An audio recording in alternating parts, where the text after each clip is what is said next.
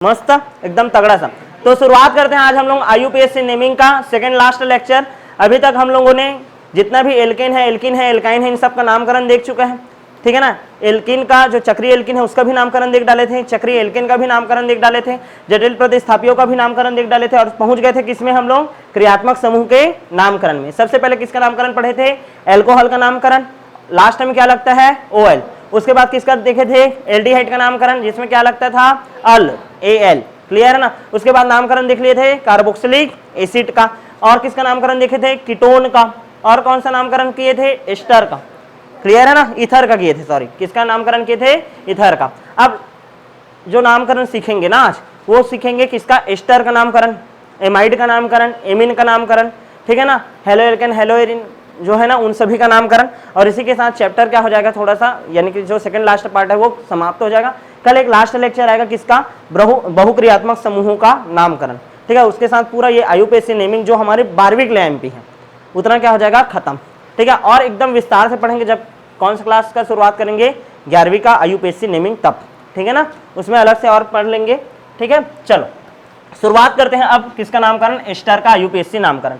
Ester का formula कैसे होता है, RCOOR, RCOOR। इसमें लास्ट में सफिक्स के रूप में लगता है OAT, OATE, क्या लगता है OAT, ठीक है ना। जैसे कि ध्यान से समझना, ठीक है ना, OAT लगता है, मेथिल मेथेनोएट, एथिल एथेनोएट, OAT है ना, OAT। यहाँ पर ये गलत लिखा है, इक कर दिया है, 8 है वो, ठीक है ना। जैसे कि देखो HCOOCH3, HCOOCH3, जैसे और है, जैसे कि देखो CH3, COOCH3। कभी भी जब नामकरण चलेगा ना, ध्यान से समझना, कभी भी जब नामकरण चलेगा तो एक सेट का छोटा क्या देखना है, मेथिल समूह देखो या एथिल समूह देखो, और नामकरण दिखा रहा हूँ, ठीक है, CH3, COOC2H5। इसमें ध्यान देना, जो छोटा ग्रुप रहता है ना, जो क्या रहेगा छोटा ग्रुप, उसको पहले लिखते हैं, और जो बड़ा ग्रुप रहेगा उसमें OAT लगाते हैं, क्लियर है। जैसे कि यहाँ पास देखो CH3 बड़ा ग्रुप है और ये H क्या है, छोटा ग्रुप है, क्लियर है। तो इसमें जो एक कार्बन है ना, ध्यान देना, यहाँ पास अलग कहानी चल जाएगा, मेथिल क्या हो जाएगा, मेथिल मेथेनोएट, मेथिल मेथेनोएट, नोएट लगा। अच्छा यहाँ पास देखो मेथिल, ध्यान देना ना, यहाँ पास क्या हुआ है, मेथिल मेथेनोएट हुआ है, मेथिल क्या हुआ है, मेथेनोएट। यहाँ पास देखो एक कार्बन, दो कार्बन हो गया, ये क्या हो जाएगा, मेथिल हो जाएगा, और ये दो कार्बन है तो क्या हो जाएगा, एथेनोएट, क्या हो जाएगा, एथेनोएट। तो नामकरण क्या हो जाएगा, मेथिल एथेनोएट, मेथिल एथेनोएट, समझ आ रहा है। अच्छा यहाँ पास देखो तो दो और एक क्या हो गया तुम्हारा, देखो दो यहाँ पास हो गया और ये दो हो गया, क्लियर है ना। इसको हम लोग क्या बोल सकते हैं, एथिल एथेनोएट, क्या बोल सकते हैं, एथिल एथेनोएट, यानी ये एथिल हो गया और ये दोनों को मिलाकर के क्या बोल सकता हूँ मैं, एथेनोएट, क्या बोल सकते हैं, एथिल एथेनोएट। ये नामकरण आता है क्या, इसका कोई यूज है क्या, तो नहीं है, बिल्कुल यूज नहीं है। तुम लोग पूरा 12वीं पढ़ डालोगे, 12वीं में बहुत सारा ऐसा जगह है जिसमें कोई नामकरण इसका आएगा ही नहीं, ठीक है ना। अच्छा इसका एक और नामकरण किस तरीके से आता है, देखो CH3 COOH होता है ऐसे जी, CH3 COOH, ये चलता है CH3 COOH। यहाँ पास क्या होगा, ध्यान से समझना ना, इतना को मैं मान लो CH3 COOH, H को हटाया और क्या लगा दिया CH3। जब H रहता था तो इसको, इतने को हम लोग क्या बोलते थे, एसिटिक एसिड बोलते थे, क्या बोलते थे, एसिटिक एसिड। यदि H को हटा दूं तो इसको बोलते हैं एसिटेट, क्या बोलते हैं, एसिटेट। तो नाम क्या हो जाएगा, मेथिल एसिटेट, क्या हो जाएगा, मेथिल एसिटेट। तो जो अभी नामकरण किया ना एसिटिक एसिड वाला, एसिटेट करके बोलोगे, एथिल एसिटेट कैसे बनेगा, यहाँ पास क्या लगा दूं, H को हटा देते हैं, यहाँ पास क्या लगा देते हैं, C2H5, एथिल एसिटेट, क्या बोलूंगा, एथिल एसिटेट। तो इस टाइप का नाम आएगा भले, ठीक है। ये वाला नामकरण आता नहीं है, बस इतना याद रखना है, OAT लगता है, क्या लगता है, OAT, क्लियर है ना, बिल्कुल भी नहीं आएगा। नेक्स्ट देखो RCOOR में एक नियम दिया है, क्या बोल रहा है, RCOOR में R को प्रतिस्थापी के रूप में नामकरण सर्वप्रथम लिखा जाता है, इसको अल्फाबेटिकली ऑर्डर में नहीं रखा जाता, शेष प्रतिस्थापियों को अल्फाबेटिकल ऑर्डर में रखा जाता है। एग्जाम्पल दिया है, देखो एक मिनट, यहाँ पास इसी वाले एग्जाम्पल को ही ले लेते हैं ना थोड़ा सा। चलो शुरुआत करें, देखो यहाँ पास देखना ना, 1 2 3 4 5 ऐसा हुआ है। उसके बाद यहाँ पास क्या लगा दिया है, क्लोरीन लगाया है, फिर क्या लगा दिया है, bromine, double bond O, OCH3, ठीक है ना। यानी कि यहाँ पास एक कार्बन, दूसरा कार्बन, ये ऐसा निकला है ना, तीसरा कार्बन, चौथा कार्बन, ये पांचवा कार्बन। क्लियर है ना। अब नामकरण जब चलेगा तो नामकरण में आंख मूंद करके ये C डबल बॉन्ड O दिख रहा है ना, उसके बाद जो भी रहेगा, एथिल रहे चाहे मेथिल, उसको पहले लिखते हैं। तो ये मेथिल को पहले लिखा, कोई अल्फाबेट नहीं चलेगा। सबसे पहले क्या लिखोगे? मेथिल। क्या लिखोगे? मेथिल। अब उसके बाद नंबरिंग शुरू करो, पहला, दूसरा, तीसरा, चौथा, पांचवा। तो तीसरा में 3 ब्रोमो 4 क्लोरो, 3 ब्रोमो 4 क्लोरो, यहाँ तक हो गया 3 ब्रोमो 4 क्लोरो। उसके बाद क्या हो जाएगा? 5 है तो 5 हो जाए, 5 है ना, 1 2 3 4 और ये 5, पेंटानोएट। क्या हो जाएगा? पेंटानोएट। समझ आ रहा है कि नहीं किस तरीके से नामकरण होगा? क्लियर है। और देखो एग्जाम्पल इसका, ये वाला देखो, यहाँ पास देखो, ये ऐसा है ना, C डबल O है ना, और यहाँ पास CH3 नहीं होकर के इस तरीके से है, इस तरीके से है ये, ठीक है ना। 1 मेथिल एथिल, यानी पहला वाले पोजीशन में क्या लगा है? 1 में ही क्या लगा है? मेथिल है। ध्यान देना ना, ये पहला पोजीशन में क्या लगा है? मेथिल लगा है, और ये 2 कार्बन है तो ये क्या है? एथिल है। क्या है? एथिल।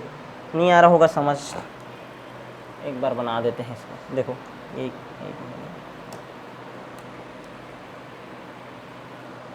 क्वेश्चन को सेम टू सेम वाला बना रहा हूँ मैं।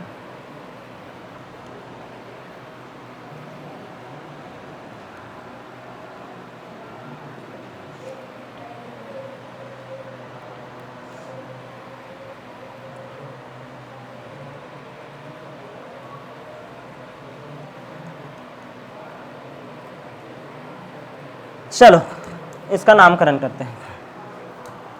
यहाँ पास देखो, यहाँ पास कुछ नहीं है, मतलब क्या है? कार्बन। क्या है? कार्बन। और ये कैसे होगा? देखो C डबल O है, C डबल O। क्लियर है। उसके बाद ये देखो, ये इस तरीके से है, एक कार्बन 2 कार्बन, समझ आ रहा ना, एक कार्बन और ये 2 कार्बन, और ये पहले वाले कार्बन में एक कार्बन और लगा है, ऐसा है। क्लियर है। और उसके बाद देखो कहानी, यहाँ पास का कार्बन हो गया, ये वाला कार्बन है, उसके बाद क्या है? डबल बॉन्ड, फिर कार्बन है, उसके साथ क्या लगा है? क्लोरीन लगा है, फिर क्या है? कार्बन है। क्लियर है। तो देख लो भाई, नंबरिंग करो तो एक कार्बन, पहला कार्बन ये, दूसरा, तीसरा, चौथा, कितना है टोटल? 4, 1 2 3 और ये 4। समझ आया? 4 कार्बन है। चलो नामकरण करो। अब नामकरण करने में आंख मूंद करके क्या बोला हूँ? C डबल O का नामकरण पहले ही होगा, उसके बाद बाकी सबका चोचलागिरी करना है, ठीक है ना। चलो नामकरण करो इसका।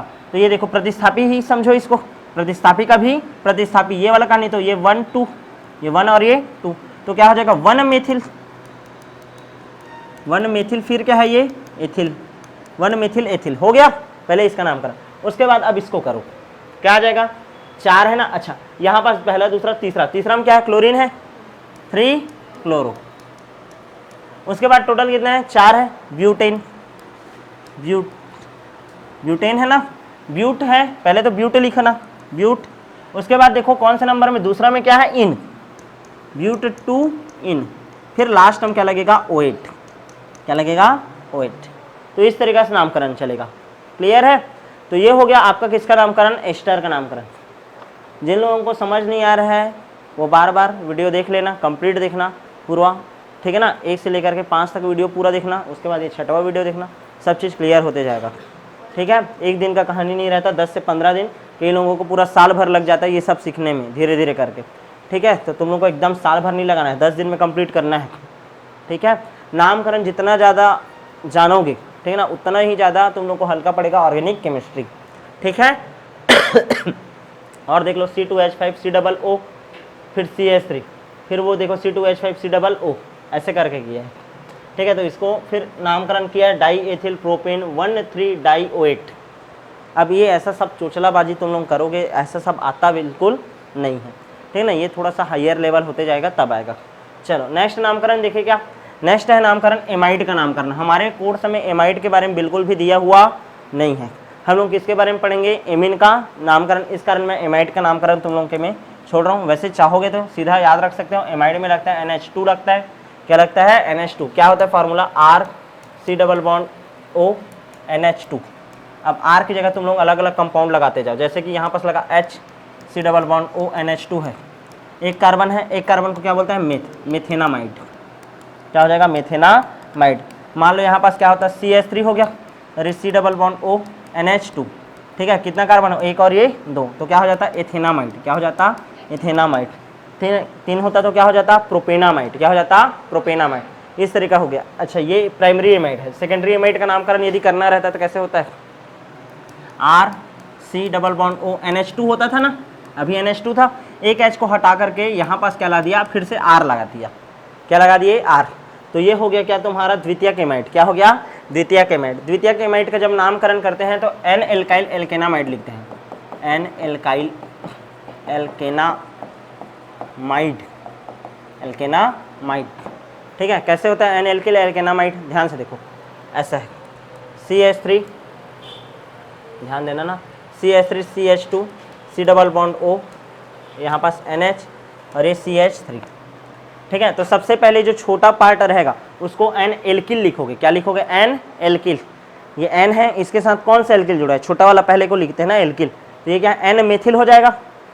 क्या हो जाएगा N मेथिल, N लिखूंगा ना, अरे N एल्किल, N मेथिल लिख दिया।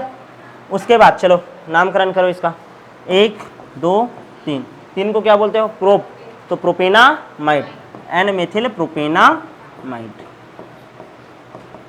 समझ आ रहा है। चलो एक नामकरण तुम लोग करके दिखाओ तो मेरे को, अभी तुरंत करो। ऐसे ये हो गया, ठीक है, डबल बॉन्ड O है, NH, ये है। चलो नामकरण करो इसका, चलो ऐसे इसको हटा देते हैं, प्रतिस्थापी वाला कहानी अभी नहीं करते, नॉर्मल करो। चलो चलो चलो,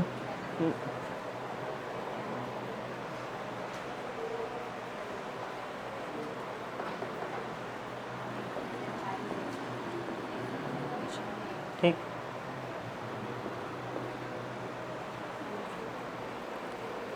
एकदम सरल है। N ethyl butanamide, time pass है एकदम से। जो छोटा रहेगा उसको एल्किल, जो बड़ा रहेगा उसको एमाइड।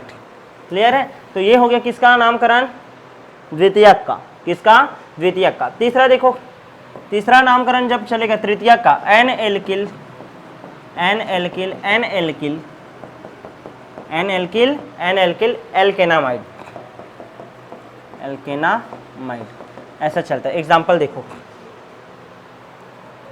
RCO NH2 होता था, N, दोनों H को हटा दिया तो एक R ये और एक R ये, एक को R बोल रहा हूँ तो इसको R डैश बोल देता हूँ, इसको R डबल डैश बोल देता हूँ। क्लियर है ना, R dash R double dash, ऐसे करके दिखाते हैं ना। तीनों अलग अलग क्रियात्मक समूह हो सकते हैं। चलो ध्यान देना आप इसको, ठीक है ना।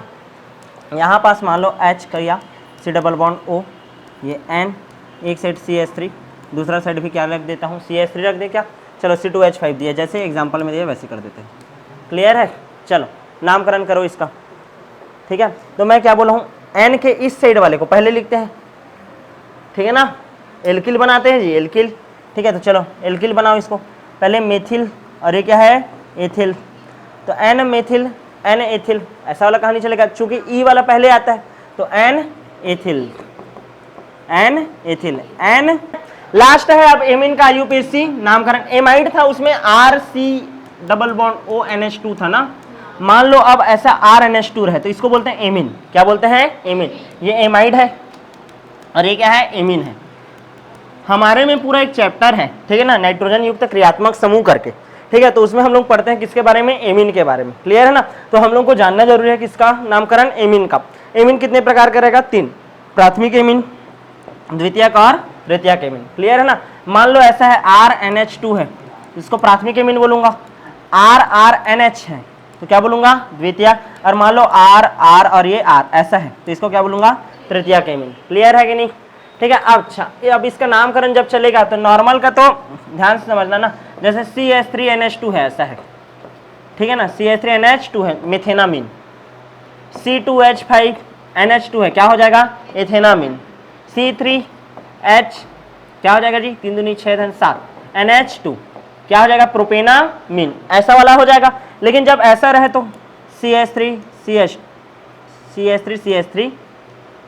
ऐसा है, अब इसमें क्या होता है ध्यान से देखना, एन एल्किन एल्केनामाइन क्या चलता है, एन एल्किल एल्केनामाइन, यानी कि ध्यान देना एन मिथिल, ये एक एन मिथिल मिथेनामाइन, क्या हो जाएगा मिथेनामाइन। मान लो ऐसे रहता तो CH3NH ये C2H5 एन मिथिल एथेनामाइन क्या हो जाता एथेनामाइन।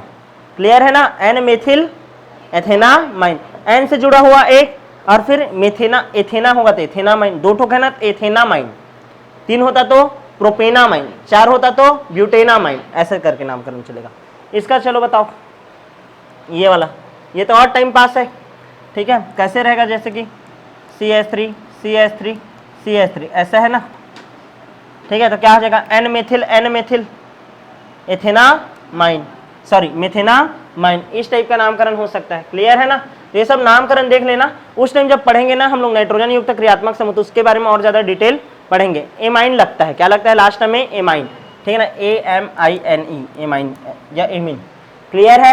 नेक्स्ट है एनहाइड्राइड का नामकरण। एनहाइड्राइड तुम लोग को बताया था, एनहाइड्राइड किसको बोलते हैं, जैसे कि ध्यान देना RC डबल बॉन्ड OH है, वैसे एक और है RC डबल बॉन्ड O और इधर क्या है OH, यहाँ पास से क्या निकाल दिए मम, पानी निकाल दिए जी, H2O निकाल दिए, तो क्या बचेगा RC डबल बॉन्ड O, फिर ये O है, फिर C, फिर डबल बॉन्ड O, फिर ये R, तो एनहाइड्राइड बोलते हैं इसको। क्या बोलते हैं एनहाइड्राइड, H2O को निकाल दिया ना एनहाइड्राइड, यानी जब दो कार्बोक्सिलिक एसिड मिलकर बना रहता है तब होता है क्या एनहाइड्राइड। अब इसका जब नामकरण होगा तो कैसे होगा देखो, ठीक है, ध्यान से समझना, ये नामकरण करेंगे तो कैसे होगा देखो, CH3 C double bond O, फिर ये O, फिर ऐसा है C double bond O CH3, ये है RR की जगह में रख दिया हूं मैं CH3 और इधर क्या है CH3। तो इसका जब नामकरण होगा तो क्या होगा देखो, ये दोनों को लेकर के, ठीक है ना, हम लोग क्या बोलेंगे, ध्यान से समझना ना, कैसे बताऊं तुम लोगों को। यहाँ पास पानी जोड़ो, क्या जोड़ेंगे पानी, पानी जोड़ोगे तो यहाँ पास एक H आएगा, क्या आएगा H, और इस साइड क्या कर सकता हूँ मैं OH। तो ये देखो ये हो जाएगा क्या, एक कार्बन दो कार्बन, एक कार्बन दो कार्बन, C डबल OH है, C डबल OH है, एथेनोइक एसिड बोलते हैं इसको, क्या बोलते हैं एथेनोइक। क्लियर है ना, क्या बोल सकते हैं एथेनोइक, तो इसका नाम हो जाएगा एथेनोइक एनहाइड्राइड। क्या है एथेनोइक एनहाइड्राइड, दो ठोक एथेनोइक है ना, यदि एक एथेनोइक और ये दूसरा एथेनोइक, तो दोनों को ध्यान से समझना, ये एक एथेनोइक रे CH3 C डबल OH है, यदि CH3 C डबल OH, पानी जोड़ा तो ये क्या हो जाएगा CH3 C double OH, CH3 C double OH, ये भी हो गया। तो दोनों में से दोनों का कॉमन निकाल दिया, क्या एक ठोक बना दिया एथेनोइक, और इसमें से मान लो इस पानी को निकाल दूं तो क्या कहलाएगा एनहाइड्राइड, तो एथेनोइक एनहाइड्राइड, नामकरण क्या हो जाएगा इसका एथेनोइक एनहाइड्राइड। मान लो ऐसा रहा तो, एक मिनट, ठीक है, ये वाला देखो, ये वाला नामकरण देखो, ये वाला देखो ध्यान देना, यहाँ पर देखो CH3 C डबल O, फिर O है, फिर ये H है ना, इधर R ना होकर क्या है H, CH3 तो रहता था ना, यहाँ पर CH3 ना होकर के क्या है मान लो H है, क्या है H। अब इसका नामकरण जब करूंगा तो इधर देखो एथेनोइक है, क्या है एथेनोइक, और ये क्या है मेथेनोइक है, HC डबल OH का ये एक कार्बन तो मेथेनोइक और दो कार्बन तो एथेनोइक, तो इसका नाम क्या हो जाएगा ethanoic methanoic anhydride, ethanoic methanoic anhydride. समझ आ रहा है कि नहीं, तो इस तरीके से नामकरण होता है किसका आपका एनहाइड्राइड का। अच्छा उसके बाद किसका नामकरण है, एसिड हाइलाइट का नामकरण, COX RCOX, एक्स की जगह फ्लोरीन क्लोरीन ब्रोमीन आयोडीन ये सब हो सकता है, इसमें लगाता है ऑयल हाइलाइट, क्या लगाते हैं ऑयल हाइलाइट। CH3COCl सबसे कॉमन, यही बस आएगा तुम्हारे पूरे सिलेबस में, यही है सबसे ज़्यादा, ठीक है ना एनहाइड्राइड। तो इसका नाम क्या हो जाएगा इथेनॉइल क्लोराइड, ऑयल क्लोराइड बोलते हैं, ऑयल हेलाइट जी, ऑयल बोलोगे इतने को OYL, ऑयल, हेलाइट का नाम क्या है क्लोराइड है, ऑयल क्लोराइड, क्या हो जाएगा ऑयल क्लोराइड, दो कार्बन है तो एक दो, तो एथेनॉइल क्लोराइड, क्या हो जाएगा एथेनॉइल क्लोराइड।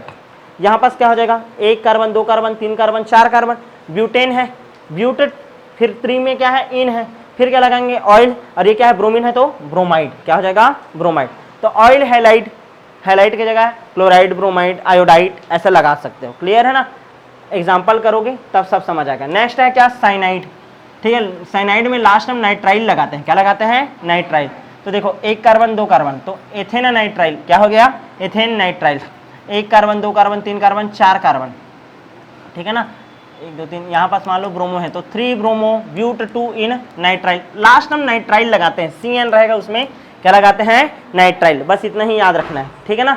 नेक्स्ट है मोनोहेलाइड का नामकरण, CH3Cl है, देखो तो CH3Cl, इसका नामकरण पहले करोगे। क्लोरो, कितना कार्बन है? एक, क्लोरोमेथेन, क्या बोलोगे?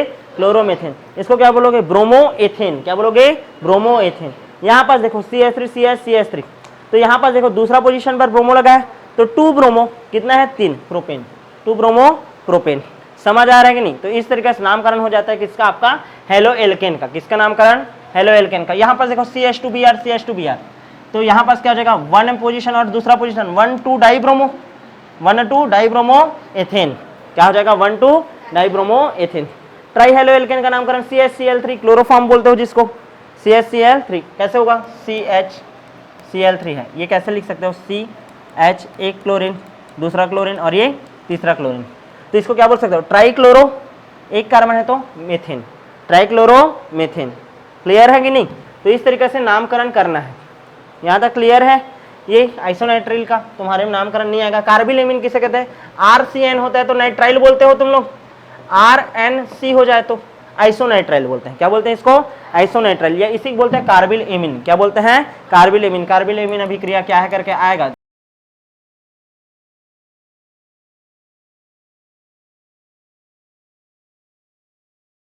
स्पेशल सेकेंडरी सफिक्स उपस्थित होगा। जैसे देखो CH2, CH2 ऐसा है, COOH, COOH, COOH। क्लियर है? अब हम लोग का दिमाग क्या चलेगा? ऐसे होना चाहिए भैया, नंबरिंग 1 2 3 4 5 ऐसे करके, लेकिन ये क्या हो जाएगा? आपका पूरा गलत हो जाएगा। क्लियर है ना?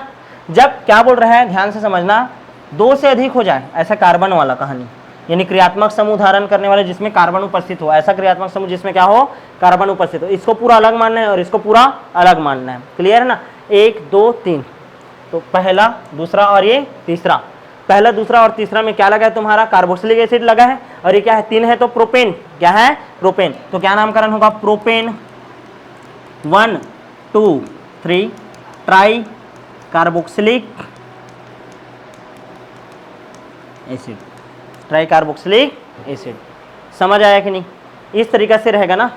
ये 1993 का विशिष्ट नियम, ये IMP है ना, 1993 का विशिष्ट नियम। क्लियर है? थोड़ा ज़्यादा इज्जत देना है इसमें COOH को। पहले इज्जत देते थे 1 नंबर 2 नंबर ऐसे करके, लेकिन जैसे ही 2 से ज़्यादा हो जाएगा तो ये वाला कहानी चलेगा। क्लियर है? ठीक है। तो तुम लोगों के लिए अब एकदम मस्त लास्ट में एकदम से मोटिवेशनल वाला एकदम शायरी तुम लोगों के लिए लाया था। ठीक है ध्यान से सुनना, सबके लिए है, और ख़ास करके उस परिस्थिति के लिए है, ध्यान देना, खास करके उस परिस्थिति के लिए जब कुछ समझ ना आए, जब एकदम डिमोटिवेशन लगे, ऐसा लगता है कि लाइफ पूरा ख़त्म हो गया, इसके बाद कोई ज़िंदगी नहीं है। और एक तुम लोग कहीं ना कहीं ये लाइन सुने होंगे। ठीक है, सुनना, भावार्थ को समझना मात्र 2 मिनट का है। ठीक है, देखो, छिप छिप अश्रु बहाने वालों मोती व्यर्थ बहाने वालों, छिप छिप अश्रु बहाने वालों मोती व्यर्थ बहाने वालों, कुछ सपनों के मर जाने से जीवन नहीं मरा करता है। सुने होगे, पढ़े भी होगे, ध्यान से सुनना। सपना क्या है नयन सेज पर सोया हुआ आंखों का पानी, सपना क्या है नयन सेज पर सोया हुआ आंखों का पानी, और टूटना है उसका जो जागे कच्चे नींद जवानी। गीली उम्र बनाने वालों डूबे बिना नहाने वालों, गीली उम्र बनाने वालों डूबे बिना नहाने वालों, कुछ पानी के बह जाने से, कुछ पानी के बह जाने से सावन नहीं मरा करता है। माला बिखर गई है तो क्या है, ध्यान दो ना। ठीक है, माला बिखर गई तो क्या है, खुद ही हल हो गई समस्या। आंसूगर नीलाम हुए तो समझो पूरी हुई तपस्या। रूठे दिवस मनाने वालों फटी कमीज सिलाने वालों, रूठे दिवस मनाने वालों फटी कमीज सिलाने वालों, कुछ दीपों के बुझ जाने से, कुछ दीपों के बुझ जाने से आंगन नहीं मरा करते हैं। और लास्ट लाइन है कि खोता कुछ भी नहीं यहाँ पर, खोता नहीं कुछ भी यहाँ पर, केवल जिल्द बदलती पोथी, पोथी मतलब समझ गए ना, कॉपी पुस्तक ऐसा समझो। खोता कुछ भी नहीं यहाँ पर, केवल जिल्द बदलती पोथी, जैसे रात उतार चांदनी पहने सुबह धूप की धोती।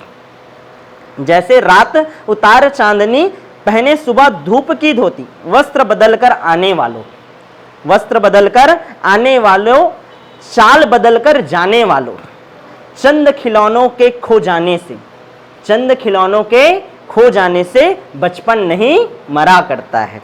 और एक याद रखना कि लाखों बार गगरिया फूटी, सबके लाइफ में आएगा ना, बहुत सारा ऐसा ऐसा फेज आएगा कि अब इसके आगे और कुछ नहीं है, कुछ समझ नहीं आ रहा है, तो इस चीज को एकदम याद रखना कि लाखों बार गगरिया फूटी, सिकन ना आई पनघट पर, लाखों बार गगरिया फूटी, सिकन ना आई पनघट पर, लाखों बार किश्तियां डूबी, लाखों बार किश्तियां डूबी, चहल पहल वो ही है तट पर, चहल पहल वो ही है तट पर, तम की उम्र बढ़ाने वालों, लौ की आयु घटाने वालों, तम मतलब अंधकार, ठीक है ना, तम की उम्र बढ़ाने वालों, लौ की आयु घटाने वालों, लाख करे पतझर कोशिश, लाख करे पतझर कोशिश पर उपवन नहीं मरा करता है, कुछ सपनों के मर जाने से जीवन नहीं मरा करता है। तो इस चीज को हमेशा याद रखना, कोई भी कदम ऐसा हो तुमको उठाना नहीं है जिससे तुमको तकलीफ हो, माँ बाप को तकलीफ हो, दुनिया को तकलीफ हो, ठीक है ना, इस चीज को याद रखना, ठीक है। चलो ठीक है, तो नेक्स्ट कल मस्त लास्ट एंडिंग करेंगे, और कल मैं हो सके तो 100-150 क्वेश्चन कराऊंगा, पूरा तैयार रखे रहूंगा, और क्लास में 100-150 क्वेश्चन आराम से हो जाएगा ना, पता नहीं चलता है ना, वो धड़ाधड़ नामकरण में 10 क्वेश्चन तो 5 मिनट में हो जाता है, ठीक है। तो पूरा पढ़कर आना जी, और जिन लोग नहीं बता